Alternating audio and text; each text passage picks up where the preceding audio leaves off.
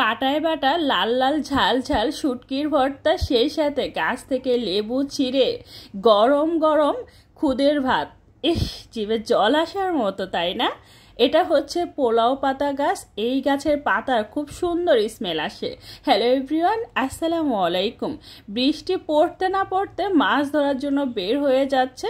সকাল সকাল মনে হচ্ছে আজকে একটু খুদের ভাত রান্না করব।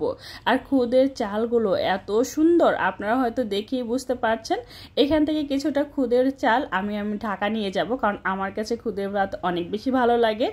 অনেক দিন ধরে টানা বৃষ্টি হচ্ছে, মানে একটু হচ্ছে আবার একটু রোদ উঠতেছে।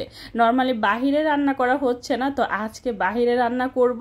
প্রথমে আমি যেটা করব, ভর্তার জন্য সব কিছু প্রিপারেশন করে নেবো। যেমন পেঁয়াজ রসুন একটু ভেজে নিব, আর শুটকিটা ভেজে নিব।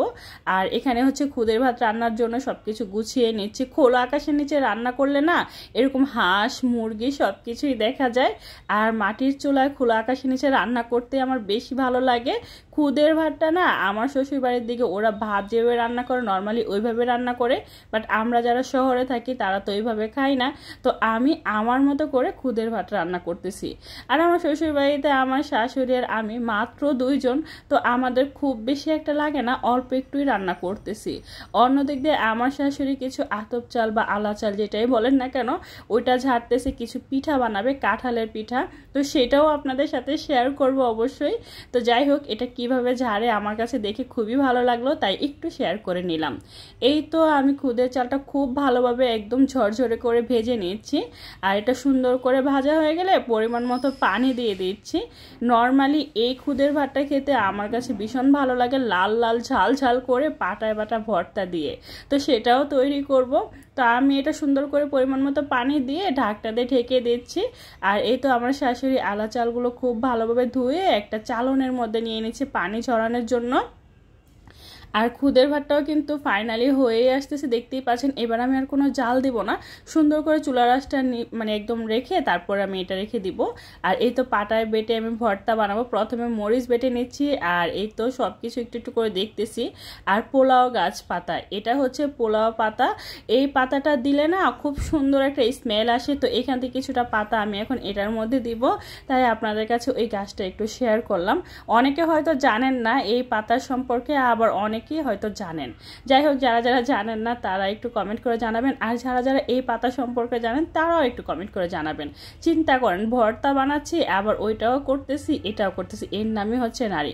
মেয়েরা না সব কিছুই একসাথে করতে পারে। এই তো লাল লাল ঝাল ঝাল পাটায় মাখা ভর্তা হয়ে গিয়েছে। আর গাছ থেকে আমি এখন একটা লেবু ছিঁড়ে নেব। এত সুন্দর একটা স্মেল এই লেবুর, ও মাই গড! আমার কাছে এই লেবুর স্মেলটা খুবই ভালো লাগে। তো যাই হোক, গরম গরম খুদের ভাত আমি নিয়ে নিচ্ছি। রান্নাটা ফাইনালি ডান। তো গরম গরম খুদের ভাত একদম পোলাও পাতা দেওয়ার সাথে সাথে না পোলাওর একটা স্মেল আসতেছে। আর খুদের ভাত আমার তো ভীষণ ভালো লাগে। তো যাই হোক, বউ শাশুড়ি দুইজনের জন্য 2টা প্লেট আমি সুন্দর করে সার্ভ করে নিচ্ছি। সেই সাথে শুধুমাত্র হচ্ছে লাল লাল ঝাল ঝাল চ্যাপা শুটকির ভর্তা। নর্মালি ঢাকা শহরে সবসময় শীতল শুটকির ভর্তা খায়, বাট আমার শ্বশুরবাড়ির এদিকে চ্যাপা শুটকিটাই খুব বেশি চলে। আর হচ্ছে গাছের লেবু। তো এই ছিল আমাদের আজকের সকালের নাস্তা। সকালের নাস্তা করব কি, রান্না শেষ হওয়ার সাথে সাথে আবারও বৃষ্টি নামা শুরু করছে। চিন্তা করেন, একটা এই বৃষ্টি উপভোগ করতেছি আর সকালের নাস্তা করতেছি, কতটা ভালো লাগে না? আসলে গ্রামে আসলে এই জিনিসগুলো দেখা যায়।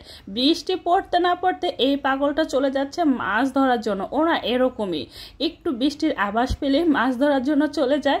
ওর এই জিনিসগুলো আমার কাছে খুবই ভালো লাগে। আর দুপুরের জন্য রান্না করছিলাম ছোট মাছ, আর সেই সাথে হচ্ছে নোনা ইলিশ ভুনা। তো এগুলো রান্না করছিলাম দুপুরের জন্য। আর বৃষ্টি তো সুন্দর করে পড়তেই ছিল। বিকেলবেলা একটু কম কম বৃষ্টি ছিল, একটু সুন্দর একটা আবহাওয়া ছিল। তো তখন যেটা করতেছিল, গাছ থেকে কাঁঠাল পাড়তেছিল। আর এই ছেলেটা যেই কাজেই যাবে সেইখান থেকে ঢুপুস করে পড়ে যাবে, কোনো কাজে ঠিক মতো সফল হতে পারে না প্রথম প্রথম।